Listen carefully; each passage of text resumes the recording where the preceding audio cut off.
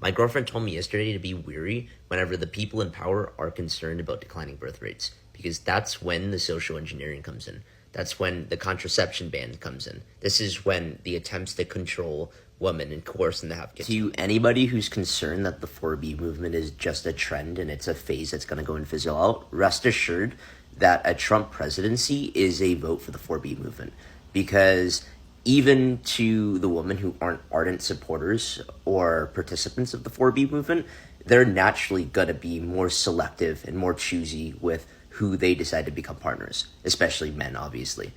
And what that means, it's only going to exacerbate the male loneliness epidemic. So we don't even need to worry. There's going to be this base of support of people actively going into celibacy, but then the ripple effects of Trump's presidency and his policies are going to create a 4B effect, more inadvertent. You got a lot of dudes saying that the 4B movement is only going to go and weed out the crazy liberal women who are taking this vow of celibacy for protest, and it's going to go and help these dudes find a wife. How's that male loneliness epidemic treating you? There's a lot of women who voted for Trump. They're not sleeping with you. They're not dating you. They're obviously not marrying you. Look at the birth rates.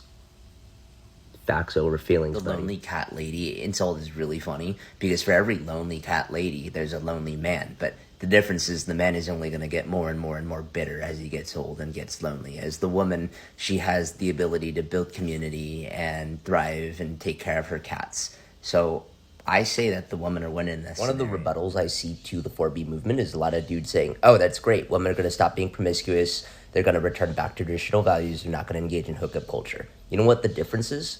They're not going to be showing up to your church. They're not going to be showing you and giving you any attention in the third spaces. They're not going to glance your way in the cafes. And a lot of them I know are getting armed.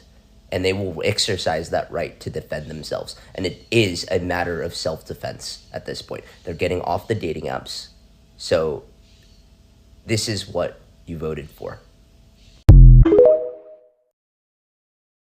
I just landed in the land of the 4B movement itself. I'm in South Korea, and when I was on the flight, my last video blew up.